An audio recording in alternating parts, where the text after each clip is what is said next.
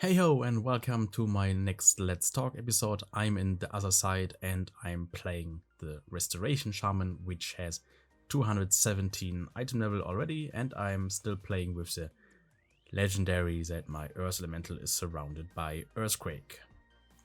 Here we go, this is the first pull and it's a +14 key with the affixes Tyrannical, Bolstering, Storming and Prideful, so it's still season 1.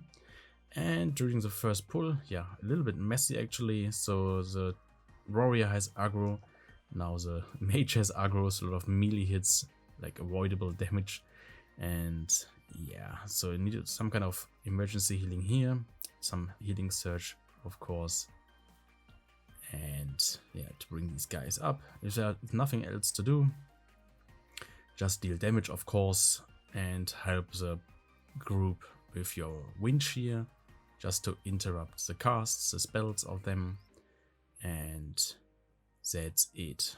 Another thing I want to mention here is we didn't use Bloodlust. In Fortified Weeks we would have used Bloodlust for this pack, but on Tyrannical it's not that necessary. Without this aggro problem, the damage is not that high, especially at the beginning. The tank has its defensive cooldowns, and then it's just nice. By the way, offensive cooldowns, so usually it's a little bit of a problem here with the tank, so this pack is quite strong, so that's why I kept my Earth Elemental for the first pack, and I'm using it here. Well, it's just nice to give the tank a little bit of room to breathe, and of course it's nice. It's a nice damage as well. Yeah, interrupt again, and then just bring these guys down. This guy has 6 stacks already, but he has lower HP, so it's just fine. Okay, so the following mob is the Raging Ghost. And this Raging Ghost is, well, the first one is not that dangerous because we have an urn here in the corner. As a Night Fae you can use that urn, and then yeah, the Raging cast is interrupted, so it's, you don't need to heal all these damage from the Raging. So for the first Ghost it's, yeah, it's not that hard. Same thing again, it just dealt damage, and again this is the same thing here on this pack. I just go ahead dealing damage as well because the incoming damage is not that high. Here and there I use some Riptides. I keep my Earth Shield active on the tank, and yeah, so especially as a Druid healer, yeah, he can just heal himself, and yeah, you don't need to heal that much. Just deal damage to shorten these things up, and it's just nice. Same thing I want to mention for the Manifestation of Pride, which spawned just now for the 20%. And well, at the beginning when the stakes are not that high, you can just deal damage again, and yeah, it's about like 10, 12, 14 maybe. It's up to you how you feel comfortable with, and then you start healing. Okay, Manifestation is down. Now we have these 2 skeletons. Yeah, move out of these whirlwinds. Yeah, there's another one. And of course the storming things, these tornadoes over here. And that's it more or less. So my focus is definitely, especially in Tyrannical weeks, on the trash. The focus is just on dealing damage, because the damage of the potency of the damage from the Restoration Shaman is just nice. As you can see here, it was with Pride buff of course, but it was like 4.4k DPS. This is more than the half than the highest DPS class here, the mage. This is just nice. By the way, the mage is here. Shavage here on the left side again, and this is actually a mage from our guild, and actually this is the only player in this group that I know. These other 3 guys are random players. We found them in the dungeon tool, in this raid tool, or whatever. I think it's dungeon tool, and yeah, so it's some kind of uncoordinated group again. We don't know how they react, especially the tank. I don't know how they pull. Of course, we can check their item level, and of course we have seen their radar IO score, but yeah, at the end of the day, you never know what you get. So there's always some kind of adaptation to those players, and yeah, always some kind of surprising what you get from them. But so far it's just nice. They do kick the important spells. I think they avoid most of the damage, and yeah, the damage is fine as well. So far it's a good run. Yeah, here you have these ghosts. You can purge them, so they are not dangerous anymore. Just nice. Okay, so here you can the damage again to bring these guys down before the cast reaches 100%. Interrupt these cast. Just nice.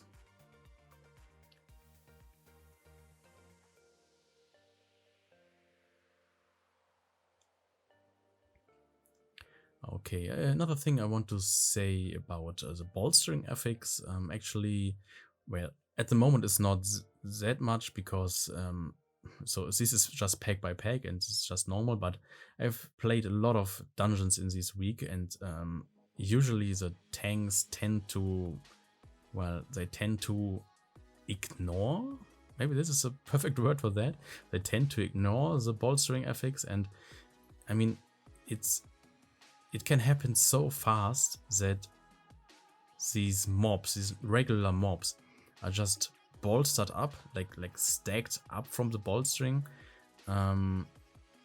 because of a big pull or something. So it's just, oh wait, keep that in mind. We have a dead warrior here. I pause that. I go a little bit backwards. What happened here? Okay, this was some kind of ghost, so I purged them, but probably, yeah.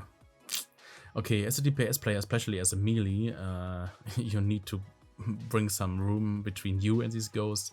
If not, so with random aggro, yeah, they are super strong. They hit you and then you are just dead. So yeah, warrior fail here, some individual fail.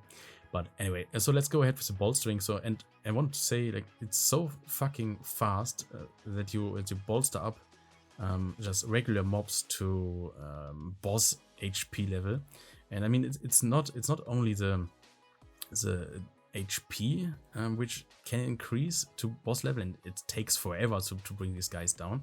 It's also the incoming damage is just tremendous. Then yeah, absolutely nonsense to make big pulls. But let's go ahead with the boss. We can talk about the bolstering effects later. And of course we use Bloodlust for the first boss. We have the Pride buff again as well. And yeah, of course use your offensive cooldown just to yeah, bring this guy down. We are already at 50% right now. I didn't do that much. But actually what is happening here? They ignore the ads. This is not nice. Okay, that's why I use my Ascendance here to bring the guys up. It seems like they are just ignoring, like 26% now. It's still there. There's up to not even a dot or something. So I just do it by myself now to bring this guy down. Okay, this is not nice actually. The ads are always first target, and they don't have much XP, so it's super fast. I mean, the tank and the warrior should have done that easily. But anyway, so let's go with the boss. Another ad here, another ad there. Yeah. Okay, let's just push it through, and then it's nice. Okay, actually, this fight could look a little bit smoother, I think, a little bit better. So the healing, 6.3k HPS for this fight. I mean, it's nice, it's good, good way to push your personal HPS, but this should look a little bit nicer. problem was the ad. When you look here on the left, right side, yeah, a lot of melee hits. The Nova, of course, yeah. Yeah, okay. The ads are always first target, always first priority. But anyway, boss is down. Let's go to the second wing. We don't have any mobs until the second wing because of the road. The route we chose because it's just nice to have the manifestation of pride, so the buff from him just before the bosses, and yeah, it's just a great support for the boss fight, especially in Tyrannical weeks. Yeah, that's the reason why we play this route. Okay, so this is the second wing already, and here we go with this guy. There's no incoming damage as soon as they break the line of sight, so again, just go ahead dealing damage. I don't even use Riptide here and Earth Shield. The tank has self-healing for survivability.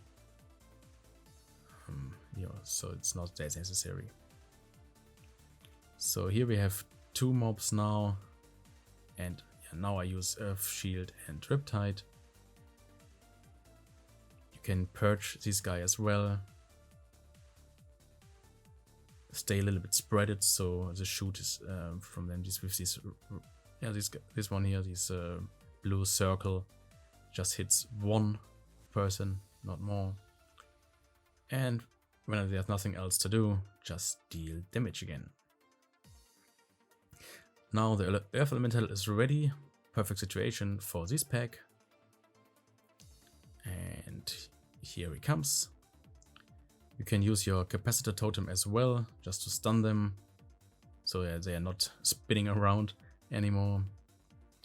And again, some Chain Lightning, just nice damage. So as you can see here, like over 6k DPS, it's just great. So even for this fight, I was like rank 2 in damage, just great.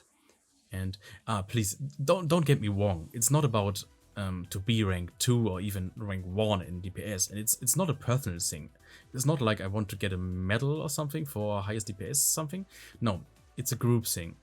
The more DPS the healers deal and the more DPS a tank deals, the more DPS you have for the entire group, like your group DPS. Okay, so yeah, the higher the group DPS is, the faster everything is. So the mobs don't live that long, the bosses don't live that long, even the failure, like the risk of failure is minimized, because yeah, when the mobs or the bosses don't live that long, that means that they can't spread their whole potency of damage and everything. So yeah, it's just easier to have more DPS, of course. And another thing as well, here the time. So the more DPS the healer and the tank deal, the faster you are, and then the chance is higher that you are that you can clear the whole dungeon in time. Yeah, just nice. So again, just make sure you use your damage spells and when there's nothing else to do. Okay, so this is already the last pack before the second boss. Well, actually, the Manifestation of Pride is coming after that pack. But yeah, so far it looks really cool. Really fast, actually. So we still have a lot of time for the next Bloodlust. Usually you can use Bloodlust for Maleficent, the second part of this boss fight, as well. But I think we are too fast for that. This is a great sign, actually. So yeah, great DPS in the group.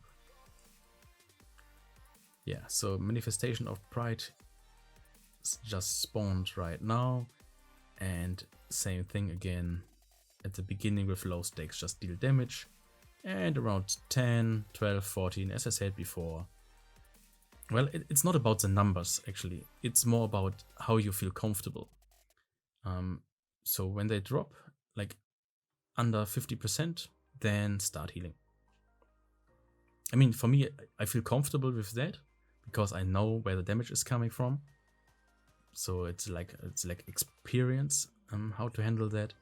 But if you feel comfortable with 40% or even 30%, just go out with that.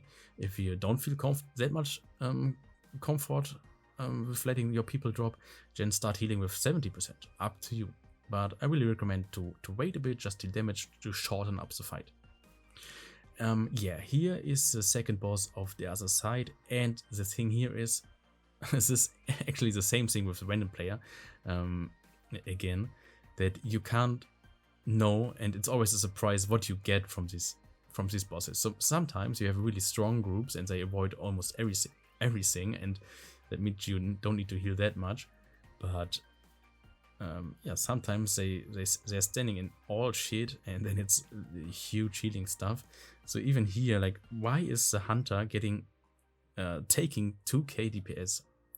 So it's just really bad actually.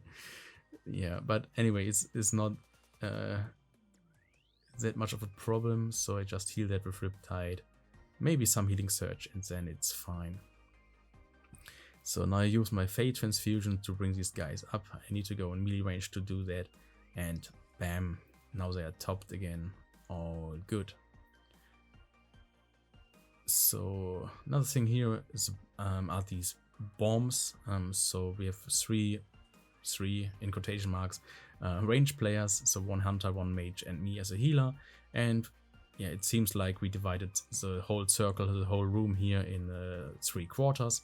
So the mage takes care about this. Sorry, it's 3. What is this? Thirds. Yeah, the mage cares about this third. The hunter takes care about that third, and I take care about that third. And another thing here is, okay, this is actually a really bad thing, because this experimentation stuff from Maleficent came through. At least I think 1 or 2 ticks from that strong spell. That means I needed to use Ascendance, and actually I usually try to avoid using Ascendance in this fight because okay, here's some kind of anticipation again. So the next, oh, here's even a bomb. Not nice, but the fight is over anyway, so it's not much of a problem. But yeah, the anticipation thing I wanted to mention is, so the next mob after this boss fight is another Raging Ghost. And the thing here is, the Raging Ghost, so you don't have another urn to interrupt his spell. So the whole spell is coming through, the whole damage is coming into the party. That means you as a healer need to be prepared to heal that. And usually I just do it with Ascendance and it's all fine. And actually now I try to rely on my Fate Transfusion again, but I misses up, I think. I almost wiped the group right now. Yeah, this is the thing. Hopefully you were able to see that. Nobody dies, so not that much of a problem, but I pause it and I go a little bit backwards. So it would be better to play it like that. So at the beginning, when it's just the melee damage from the tank, I should have used Fate Transfusion right now, so the whole cast is channeled, and then the whole damage is dealt, and that means the whole healing potency is inside this transfusion. So as soon as the raging comes, I can use the Fate Transfusion again to heal the party up. But now I was a little bit too greedy, I think. I just spammed Lava Burst, hard casts, and procs as well. And now, because of these masks here, so the room is limited and I need to move a lot. So it's always a new positioning. And here, yeah, here is a storming, and this comes this way because now I'm starting to channel, and bam! It just started to channel, and then I got interrupted by the tornado. This was really bad, actually. I almost wiped this group, but yeah, luckily this didn't happen, and yeah, all good so far.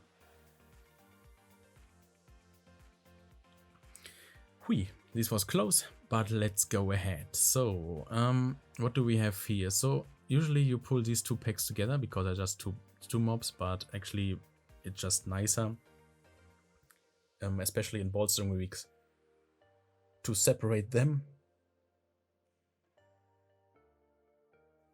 So, these guys don't get the 2 stacks from these mobs over here. And another thing here is, yeah, you can, of course, you can help with your wind shear, and I'm using my Earth Elemental right now.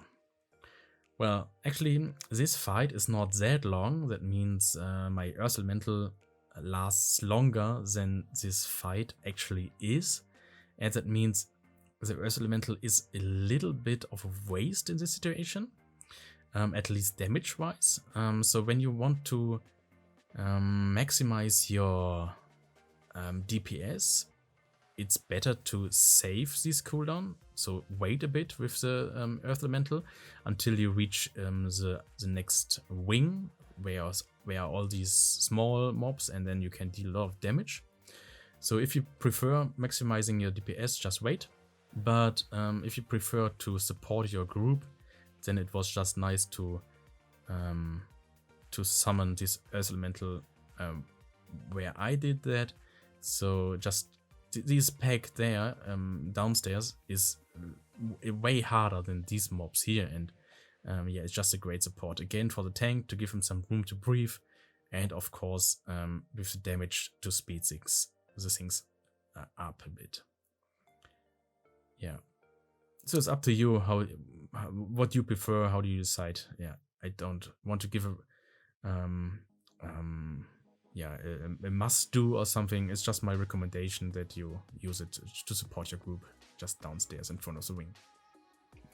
Yeah, so what you can do here, you can dispel your guys as soon as the cooldown is ready again. And then, yeah, of course, your Riptides again. And then when there's nothing else to do, then just go ahead, deal damage. Of course, you can also use your Capacitor Totem, what I'm doing just now, just to stun them a bit. Of course, a lot of movement, so to avoid all these Starfall thing here, and yeah, the storming, these tornadoes as well. Yeah, and as long as you do so, I didn't even get 1 damage point, so just nice. Another very good thing here is the route. Actually, it's really nice to play this kind of a route or this kind of mobs. So yeah, and another good thing is that you walk backwards, so you don't pull anything else accidentally. Because here these lakes are just horrible to play, especially with these younglings here on the right side. Actually, these younglings can't do anything at all except screaming, and when they scream, then yeah, their mamas and their papas will join the fight, and then you have some problems because they have a lot of HP. Probably you bolster them up with a lot of stacks, and then you create bosses again. This is just horrible. So this route here, just stay on the path, pull these patrouilles here, and then it's all nice and just super fast. Okay, so here we have the next manifestation. Same thing again, I don't need to say that all the time. Dealing damage, and later on just heal a bit.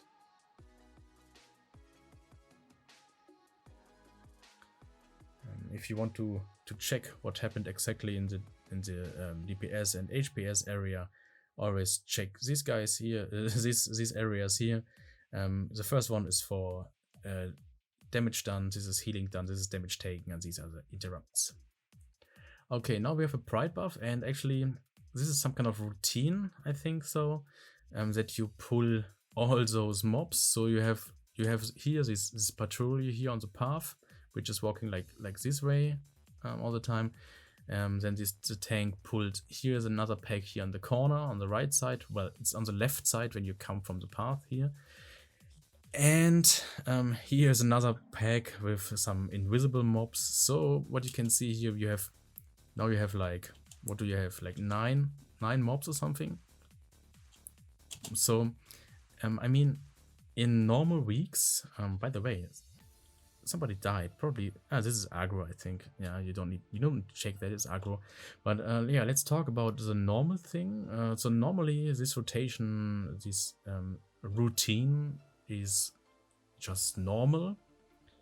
Because what do we have? So we have a pride buff here, so you have a lot of damage, and of course you can time your offensive cooldown just to nuke these guys down. And what you will see here is just great that a lot of DPS, especially from like the fire mage, with combustion is quite strong, like over 20k DPS, and everything is just fine to bring them down. And as long as you bring them down evenly, the bolstering, even if one guy is stacked up, is absolutely not that much of a problem, because everything is dying evenly. But, and this is a really big but in this week, in this bolstering week, because what did we forget, or what did the tank actually forget in this pull? This mob over here. You can't see it, you can just see the nameplate, but behind this stone in the lake is another mob which is infected by the urn. The urn was here, and it's just a blue circle, and this circle hits this guy. And what will happen? So this guy is stunned now because of the urn, but this is engaged, so this mob is in fight. When these guys are down, and they will die soon because of the combustion and all these strong DPS guys, so these mobs will die, and then these guys is stacked up with bolstering, and this has still 100%. So it's huge HP. It's almost boss level. It's almost boss quality. So this is just bullshit. So this pull is actually really wrong. Don't do that in bolstering weeks. In normal weeks is okay. Do that as long as you have enough damage to deal with all these mobs. But in bolstering, don't do that. Just separate all this group, and it's just nicer, and it's actually faster. Okay, let's turn a little bit backwards just to see again what happened. So we pull everything here. Arrive these invisible ones. Here's the patrol from the path, and yeah, this explosion is the urn, and maybe you can imagine this urn is quite big, so it's a huge circle, and the urn hits this. You can't see that, but you can imagine this mob here is just got hit by the urn. So yeah, as I said, nice DPS. They die really fast. Everything is great. It looks cool, but here it comes. Here now the stun is over, and now he comes to the group, and bam, bam, stack, stack, stack, stack. This is horrible. This is horrible. Like 90% HP, and these guys are dying soon as well. So he has 7 stacks already. He will get 9, I think, in a few seconds. Over 500,000. Yeah, and stacking up again. Yeah, he will easily reach 9 stacks. So more than 500,000. This is just a time loss. And actually, the reason of big pulls is to speed the things up.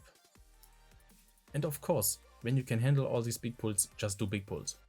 But for higher keys in uncoordinated group, especially with bolstering, just avoid that. This fight now takes forever. So the combustion and all these offensive cooldowns are over. They expired already. Pride buff expired already.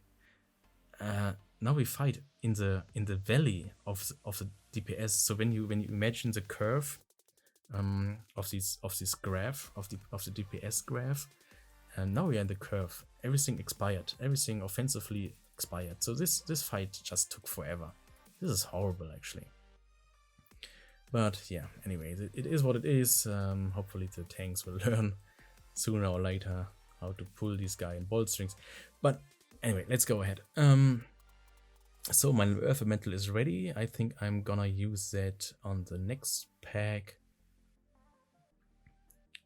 And just to to help the tank a bit and deal damage, of course.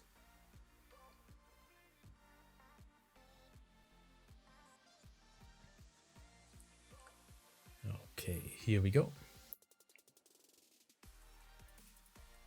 Yeah, here the Earth Elemental is just nice for four monsters. And yeah, as you can see on the right side, like 6k DPS again, 7. It's just great support. Yeah, Flame Shock and your Lava Burst on the highest HP mob, so you kill them evenly. This is just nice. This is perfect. This looked like there was no bolstering at all. This is just great.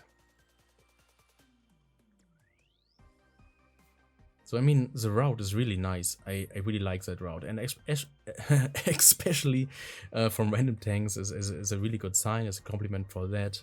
Actually, I play the same route with my tank when I play tank, but yeah, to see that route is really rare. I didn't see that route that often. It's really cool to see that. And yeah, the only bad pull was this pull a few packs ago with the urn. Yeah, this was just bad to bolster the lake mob up to like more than 500,000 HP. So we have this pack, and then underneath this stone here on the left side are some more invisible mobs, and they will bring us a 1.something% left. Then the manifestation of Pride will spawn, and then we can enrage the boss over here.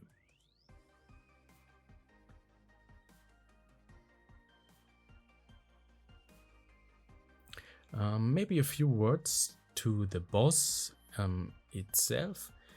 It's some kind of a DPS check actually.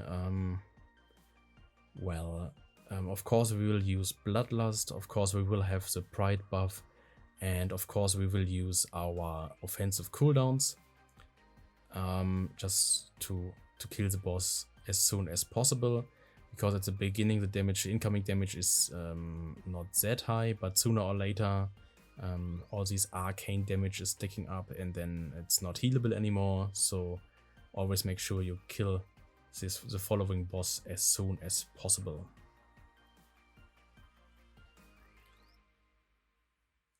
Okay, so here we go. We just bring the guys up a bit, and then Bloodlust or Time Warp is the same thing. Pride buff, and then Flame Shock, Lava Burst procs, of course, Hard Cast as well, procs again, and it's all good. So 60% already. Combustion, of course, from the mage. Cooldowns as well from the... Well, actually the warrior DPS could be a little bit higher in this situation right now, especially in Tyrannical weeks.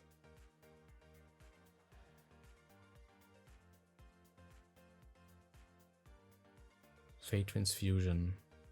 Oh wait, this was some kind of bug again. I had this a lot of times before, even without moving or something. So I think there was no reason to interrupt me, but the Fate Transfusion got interrupted. And yeah, if you know a reason, just write it in the comment section below. I'm not sure what happened there. I had that a lot of times actually, and well, I think this is a bug or something, and it's still not fixed. So really bad thing. Oh, warrior is dead again. Damn, the warrior is dying a lot of times. I think this was an explosion, right? Yeah, looks like that. Yeah, I think he got the explosion.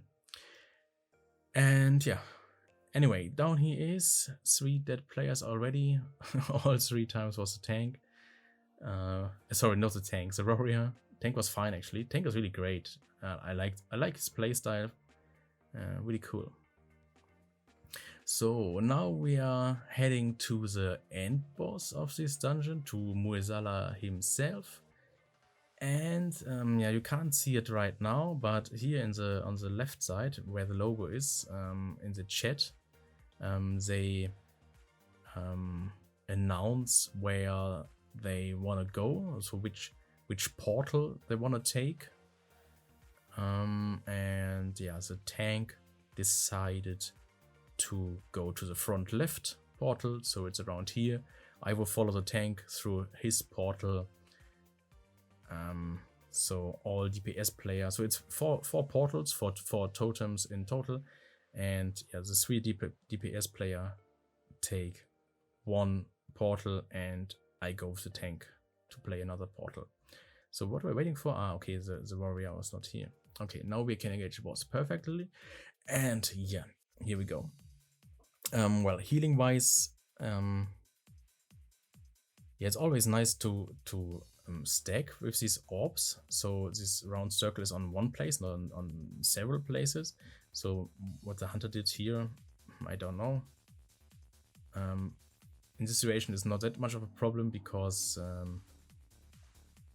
the casts were like separated enough that there was still enough room to for movement, but could be worse. So yeah, me and the mage are doing it just fine to have one big circle here, but yeah, the hunter is on this side. But anyway, it's still playable, not that much of a problem. And yeah, of course, healing surge for some emergency healing, otherwise some riptides. Now I have 4 active actually, and maybe if you want some chain heals. But now the portals are coming, and as I said before, I follow the tank into his portal on the front left side. So here's a totem now. We need to activate that as soon as this guy here is down, this ghost thing. And of course, use your damage spells, save your cooldowns for this situation, use your flame shock, lava burst, hard cast, fate transfusion, everything on this mob to bring this guy down as soon as possible. This was actually quite fast. We still have like, what was it, 13 seconds left. This was just great. Strong DPS by the tank and me, really great. And actually here's another, and here's another. So we did all 4. Yeah, we were able to bring all 4 guys down to activate all 4 totems. So as you can see here, the HP is super high, like weight quality. So with the totems, Bronzamdi comes and helps us to bring this guy down. So it was like 14% HP, I think, and you don't even bring him to 0%. I think it's 10% something. Then the fight is over. So it's just 4% left. Just great. So more or less the fight is over now. Just stay focused, avoid the incoming damage, and then it's fine. And we still have a lot of time left, like almost 10 minutes, over 9 minutes. This is just great. Really cool group. A really smooth run, and bam, down he is. And it's even a +2. Really great. Really great run. I'm really thankful that we found these kind of players. Really cool. So in total, 2.5k HPS, 2.5k DPS as well. Really cool support, I think. Every DPS class is above 5k DPS. Just great. Me as a healer did 12 interrupts. This was cool. This was a nice run. Solid group. Here and there some mistakes, but this was still playable. So all nice. And if you liked the video, then please leave a comment. Or some thumbs up. And yeah, this is it for Dungeon. See ya in the next video.